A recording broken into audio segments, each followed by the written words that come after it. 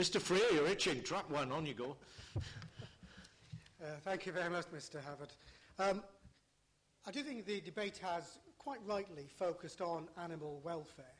And I have to say that those who believe in methods associated with religious slaughter are equally concerned with animal welfare. I'm not Jewish, but I have taken a great deal of time representing Finchley and Golders Green to understand the religious traditions behind religious slaughter.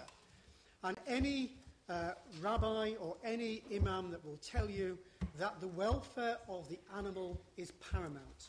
If the animal is stressed, if the animal is in any way hurt or damaged, it cannot be slaughtered. So animal welfare is paramount.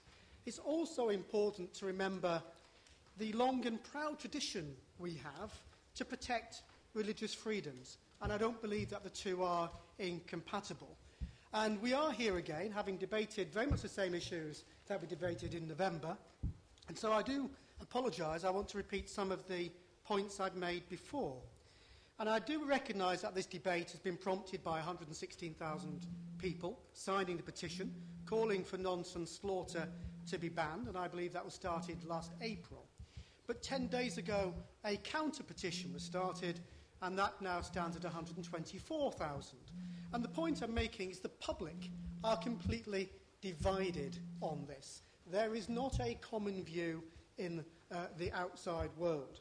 But I did want to touch, before we went on to the key animal welfare issues, something that's a bit like the elephant in the room. And a number of members have alluded to the fact that our religious communities, whether it's the Muslim or the Haredi community in Hackney, or the Jewish community that my honourable friend in Hendon and I both share in London, obviously my honourable friend on the slightly further away in Harrow East, representing the largest Jewish population in the UK, our constituents are concerned about the motives behind some of this move. Not all, but some. And I wanted to make the point that I do believe the vast majority are concerned with animal welfare. But I do believe that for some it is a flag of convenience. For instance, when Animal Aid aired the video, I think on the 3rd of February, of the appalling behaviour of slaughtermen in the Halal abattoir, there was quite rightly an outcry. But a week later, when a similar video was aired showing the same behaviour, but in a mainstream abattoir, not a peep. And an interesting juxtaposition of people's responses. Halal, outcry; non-halal, silence. And yet, also, I've had emails over the past saying to me, I don't want to eat my meat touched by a dirty man in a beard. Or I don't want Muslim meat, whatever Muslim meat is. Frankly, I bought meat in halal shops, in kosher shops, in Sainsbury's, and frankly, I can't tell the difference. So I'm still trying to get my head around what Muslim meat or kosher meat is meant to suddenly be different in terms of people not wanting it because it's blessed or it's in some way religious meat. And sadly, that shows perhaps the ignorance, perhaps the racism, perhaps the Islamophobia, and perhaps some anti-Semitism that lurks behind some of the respectable arguments. Yes, of course. He's making a very powerful point, and I just want to add my voice to his, to say that I've had constituents in Ilford who have written to me in exactly those terms this week, saying that there's a rising Islamophobia and anti-Semitism and that people are using it. I've had almost identical words from Jewish constituents and Muslim constituents, and it's not just in his part of London, also in East London, which is where there is a large Jewish and Muslim community going back many decades, in fact in the Jewish community centuries. Indeed. The Honourable Gentleman for Ilford South is quite right. And the communities, the religious communities, do feel that they are under threat and that they're being made to feel unwelcome. But I just wanted to put that into context, that some, not all, and certainly not majority, are using animal welfare as a flag of convenience. And that's why we have to ensure that we anchor our arguments in animal welfare. And some of the contributions, and I specifically, my right honourable friend, the member for South East Cambridgeshire, who I took in members of Shechita to see him when he's a minister, has given a huge amount of thought to this, not just because of his farming background, but his former ministerial position, and his views, whilst actually I don't always share, but come from a very valid point of view.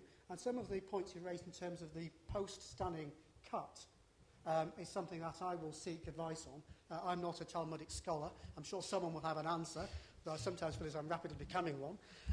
But I think it's a fair point that needs to be explored. But before I looked at this issue, I thought I'd go and see for myself. And I'm surprised, actually, to find a number of colleagues have been to an abattoir. Certainly, I went, so I could see what went on. And I have to tell you, it is not a pleasant experience. You either come back firmly a vegan, or you simply have to deal with the fact that there is no such thing as a good death if you are the cow. And certainly, from what I saw, and I'm a layman, and I certainly don't have the experience as my right honourable friend for South East Cambridgeshire has, and I certainly don't have the experience of the experts. But as a layman, as my honourable friend for Watford said when he saw it, from a layman's point of view, I saw the shock tim operate and I saw the bolt through the head. And let's put it bluntly, there is no such thing as a warm, cuddly abattoir. If you are a cow or a lamb, you are being slaughtered. You either have a quick slice across the neck or you have a bolt fired at pressure through your skull. There is no nice way of dressing it up. But from what I saw, I could not simply see the difference between the two. And I have to say to colleagues, if you get the opportunity to go and see it, go and see it. It is gruesome, but you will be better informed. Now, I have to say that it's important to suggest, and I know the right honourable friend for South East Cambridgeshire said the training of slaughtermen, non-religious slaughtermen, is rigorous. But I have to say it is not as rigorous as the shock tim. My understanding is the shock tim go through examinations. There's at least 3 years of training before they are able to use the surgical blade.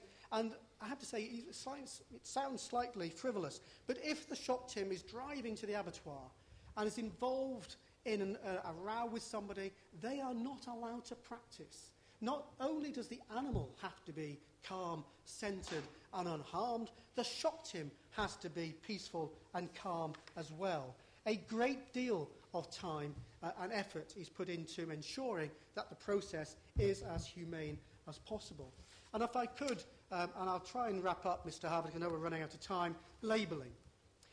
It's a fair point, but to label stunned and non-stunned is simplistic.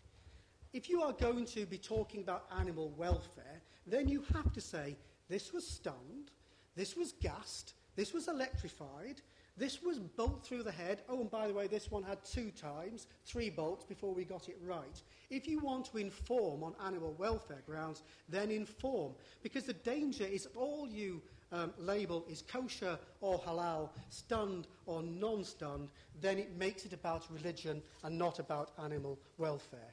And I have to say to my honourable friend for Tiverton and Honiton, who's not in his place, when he said that the scientific evidence said that non-stunned animals suffered more pain.